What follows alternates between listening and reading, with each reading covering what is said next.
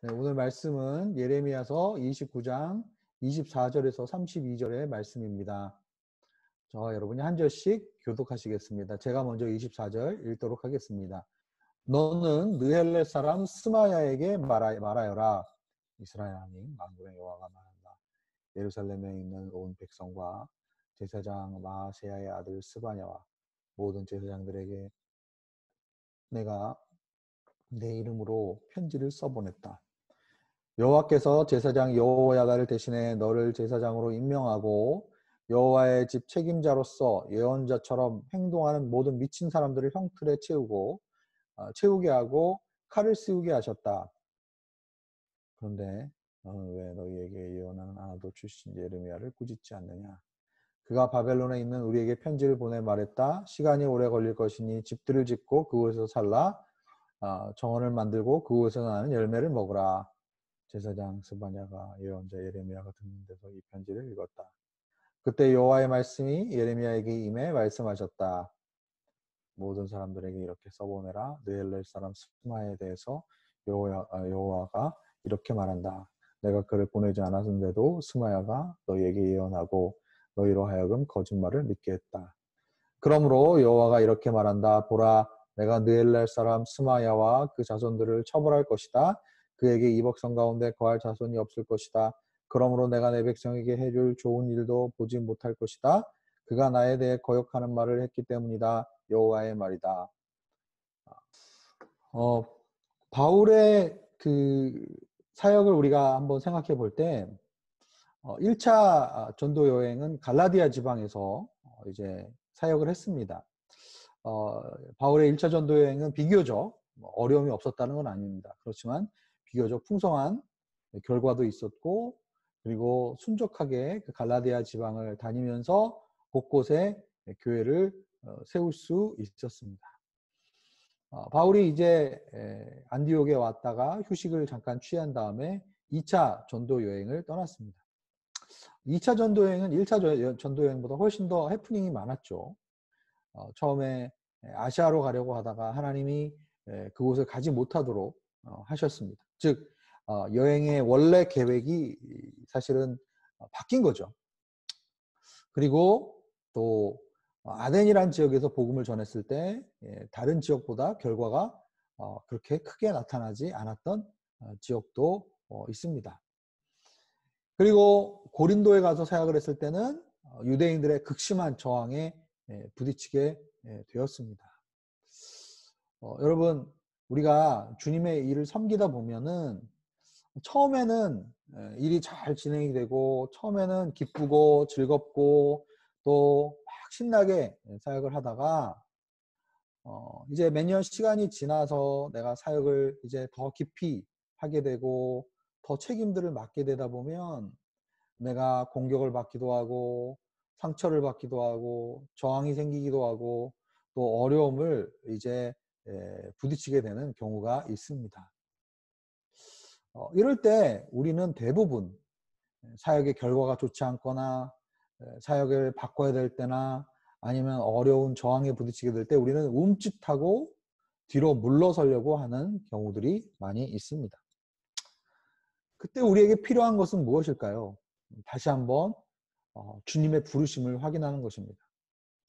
결과가 좋지 않거나 상황이 어려워지거나 또한 내가 상처를 받았거나 저항이 생기면 우리는 대부분 인간의 본성은 포기하거나 그리고 또 뒤로 물러서는 게 우리의 사실은 본성이라고 할 수 있죠. 그때 우리는 항상 부르심에 다시 확인이 필요합니다. 이제 고린도에서 그렇게 극심한 저항을 받은 이후에 사도행전 18장 9절에서 11절에 보면 바울에게 주님께서 환상 가운데 다시 나타나셨어요. 두려워하지 말라, 잠잠하지 말고 말해라, 이렇게 주님이 말씀하셨습니다. 내가 너와 함께 있으니 아무도 너를 해치지 못할 것이다. 이 도시에는 내 백성이 많다. 이렇게 주님이 바울에게 말씀해 주셨어요. 그래서 바울은 처음에는 저항도 있고 결과도 보이지 않고 어려운 상황이었지만 그 고린도에 하나님의 그 부르심을 붙잡고 인내하면서 1년 반 동안 그 고린도성에 머무르게 되었습니다. 그리고 그곳에서 하나님의 말씀을 가르쳤다라고 사도행전 18장 9절에서 11절에 우리에게 이야기해 주고 있습니다. 우리가 이렇게 주님의 부르심 가운데 서 있을 때 우리가 사실은 처음에 봤을 때 눈으로 우리의 인간적인 눈으로 판단하고 봤을 때는 그곳에 하나님의 백성이 많지 않은 것 같고 결과가 별로 보이지 않는 것 같고 상황이 어려운 것 같고 나를 저항하는 그러한 일들이 있어 보이지만 그러나 사실은 시간이 흐르면서 인내하고 그리고 하나님의 부르심 가운데 순종하면서 그곳에 머물러 있을 때 나중에 우리는 알게 되죠. 이 도시에는 나를 반대하는 사람만 있는 것이 아니고 이 공동체에는 이 도시에는 하나님의 말씀을 기다리는 사람들이 많이 있구나. 내가 여기에 있어야 될 이유가 있구나 라는 것을 바울이 분명히 나중에 깨닫게 되었습니다. 오늘 이제 우리는 예레미야 29장 이제 마지막 부분을 살펴보게 되는데요.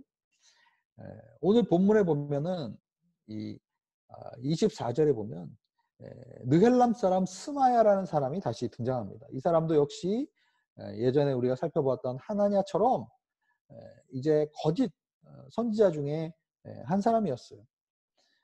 이 사람은 바벨론에 있었던 사람인데 이 사람이 25절, 26절에 보면은 편지를 보냅니다. 누구에게 편지를 보냅니까? 이제 예루살렘에 있던 하나님의 백성들에게 편지를 보냅니다. 특별히 누구에게 보내냐면 예언자로 예루살렘에서 제사장으로 섬기고 있던 이제 스바냐라는 선지자에게 편지를 쓴 겁니다. 이 편지의 요지는 뭡니까? 왜 거짓 선지자, 거짓 예언을 하는 예레미야를 체포하지 않느냐? 이런 얘기입니다. 왜 예레미야를 체포해야 되는가? 왜 예레미야를 체포해야 되는가? 스바냐에게 편지를 써서 어떻게 이야기합니까? 28절에 보면은 그가 바벨론에 있는 우리에게 편지를 보내서 시간이 오래 걸릴 것이니 집들을 짓고 그곳에서 살라 정원을 만들고 그곳에서 나는 열매를 먹으라 라는 그런 편지를 우리에게 보냈다. 그렇기 때문에 이 예레미야는 거짓 선지자가 맞다. 그래서 너는 이 미친 사람을 형틀에 채우고 칼을 씌우게 해야 한다. 이렇게 이야기를 하고 있는 것이죠. 이 스마야의 문제점은 무엇일까요? 28절을 보면은 분명히 예레미야 29장에 말씀한 내용은 시간이 오래 걸릴 것이다. 집들을 짓고 거기 살아라. 정원을 만들고 그곳에서 난 열매를 먹어라. 그런 얘기만 하지는 않았어요. 사실 이 이야기만 들으면 아니 민족이 어려움 가운데 있는데 고작 선지자라는 사람이 한 얘기가 거기서 그냥 편하게 애들 키우고 거기서 그냥 열매 먹고 거기서 그냥 이렇게 호의호식하면서 살아라 이렇게 예레미야가 얘기했단 말이야 이렇게 우리가 생각할 수 있습니다. 그러나 예레미야 29장에 우리는 알고 있어요. 예레미야가 한 이야기의 골자가 그게 아닙니다. 물론 그 얘기도 했죠. 그러나 그것을 덧붙여서 뭐라고 얘기했습니까? 그 바벨론 성읍에 이제 평안을 샬롬을 구해라. 선으로 악을 이겨라. 그리고 하나님을 전심으로 찾고 구해라. 그러면 주님이 만나 주실 것이고 하나님의 계획이 있다. 평안의 계획이 반드시 너희들에게 있다. 70년 뒤에 분명히 주님이 돌이키실 것이다. 그렇기 때문에 너희는 그곳에서 바벨론에서의 그 시간을 허비하는 것이 아니라 분명히 영적으로 준비되는 시간이고 또한 이스라엘 백성에게 영적으로 새롭게 되는 계기가 될 것이다. 이런 말씀을 사실은 예레미야가 했어요. 근데 이 스마야는 뭡니까? 그의 문제는 하나님의 말씀을 자기가 원하는 부분만 딱 취한 거예요. 예레미야 말을 끝까지 듣지 않았습니다. 그리고 예레미야가 말한 그 말의 의미를 깊이 묵상하거나 생각하지 않았습니다. 그리고 그 말씀을 왜곡했고 일부만 전했고 그리고 거기에다가 자신의 생각을 덧붙여서 그 말씀을 재단하는 그러한 일을 했습니다. 그리고 나서 결국은 자신의 생각을 거기다가 추가해서 하나님이 절대로 그렇게 하지 않을 거다. 하나님은 하나냐처럼 이제 얼마 되지 않아서 다시 돌이킬 거다라고 지금 이제 이야기를 하는 거예요. 생각을 하고 있기 때문에 그래서 이 사람은 더 적극적으로 예레미야를 체포하고 예레미야를 이제 꾸짖어야 된다 이렇게 지금 주장을 하고 있는 것이죠.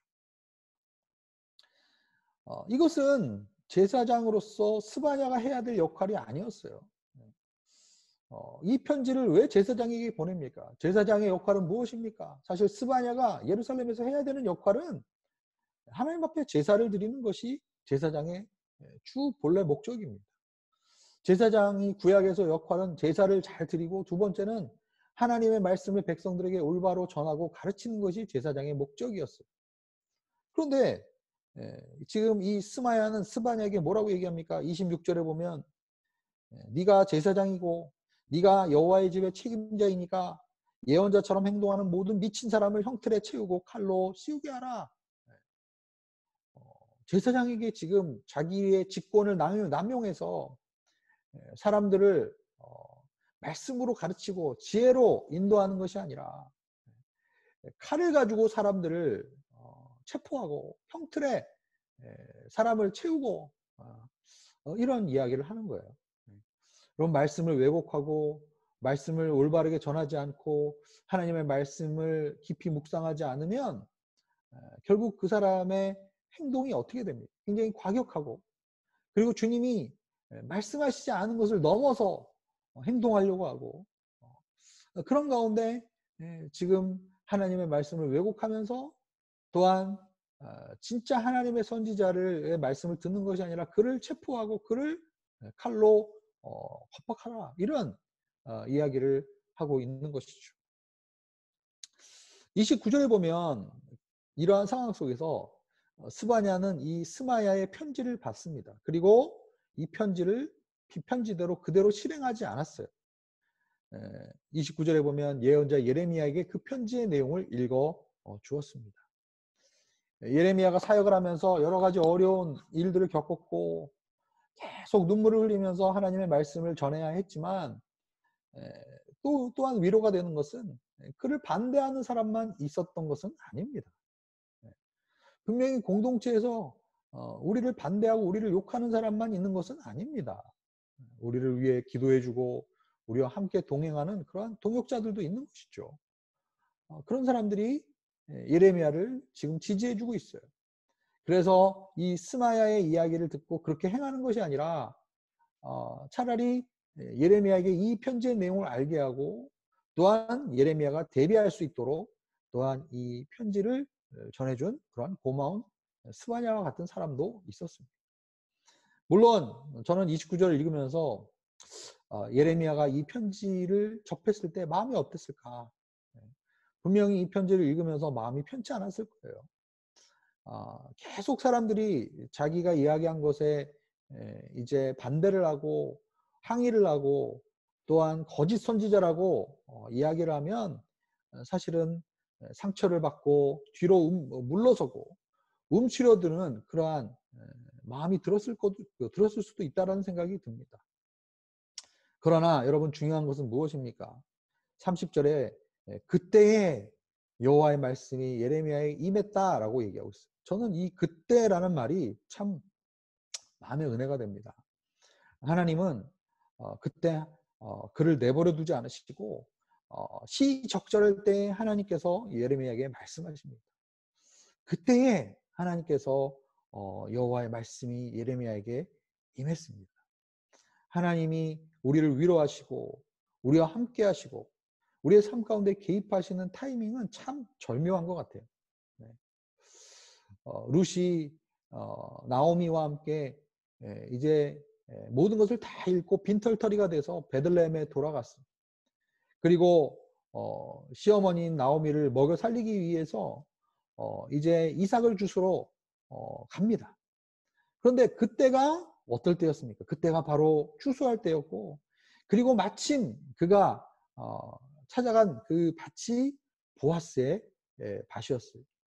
그리고 마침 그가 이삭을 주실 때 보아스가 또한 그 룻이 이삭을 줍고 있는 그때에 찾아옵니다. 하나님의 타이밍은 절묘하고 하나님은 정말 하나님이 그 하나님의 때에 개입하시고 하나님 역사하시는 것을 우리는 보게 됩니다. 31절에 주님께서 뭐라고 말씀하십니까? 느엘람 사람 스마야에 대해서 여호와가 이렇게 말한다. 내가 그를 보내지 않았는데 스마야가 너에게 예언하고 너희로 하여금 거짓말을 믿게 했다. 중요한 것은 무엇입니까? 내가 그를 부르지 않았다라는 거예요. 내가 그를 부르지 않았다. 그래서 그는 지금 거짓말을 하는 거다. 하나님 말씀하지 않았는데 하나님이 말씀하지 않은 것을 지금 그는 말하고 있기 때문에 그는 거짓말을 한 것이죠. 여러분 중요한 건 무엇입니까? 우리가 어떠한 어려운 상황 속에서도 주님의 부르심 가운데 주님의 음성을 귀 기울이고 그리고 주님의 말씀을 내가 들었다고 한다면 어떠한 상황에서도 그 말씀을 말을 해야 되는 거예요. 반대를 내가 받고 눈에 결과가 선명하게 보이지 않는다 하더라도 주님의 부르심이 있을 때는 가야 합니다. 주님의 부르심이 있을 때는 말씀을 전해야 합니다. 주님의 말씀이 주님의 부르심이 있을 때는 내가 물러서서는 안 됩니다. 32절에 보면은 주님은 스마야와 스마의 자손들까지도 처벌할 것이다. 여러분 예언의 성취는 결국은 시간을 통해서 시간이 흐르면 그 사람이 진짜 선지자인지 가짜 선지자인지 구별할 수 있어요. 주님은 스마야뿐만 아니라 스마야를 넘어서 자손들까지도 지금 보고 계세요. 우리는 너무 말씀의 성취를 때로는 조급하게 바라봅니다. 그리고 그 말씀이 내 타이밍에 내 원하는 때에 이루어지기를 원합니다. 그러나 주님은 때로는 우리가 생각하는 그 너머까지도 보고 계시는 경우가 있습니다.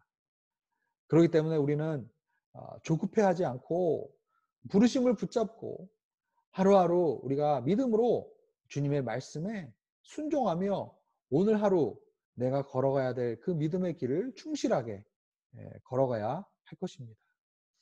어려움 가운데도 저항 가운데도 그리고 낙담되고 상처받고 어려운 가운데도 우리는 주님의 부르심을 붙잡고 주님께서 나에게 허락하신 그 길을 믿음으로 걸어가겠다고 결단하며 순종하는 저와 여러분이 될 수 있기를 주의 이름으로 축원합니다. 이 시간에 기도 제목 보면서 함께 기도하겠습니다.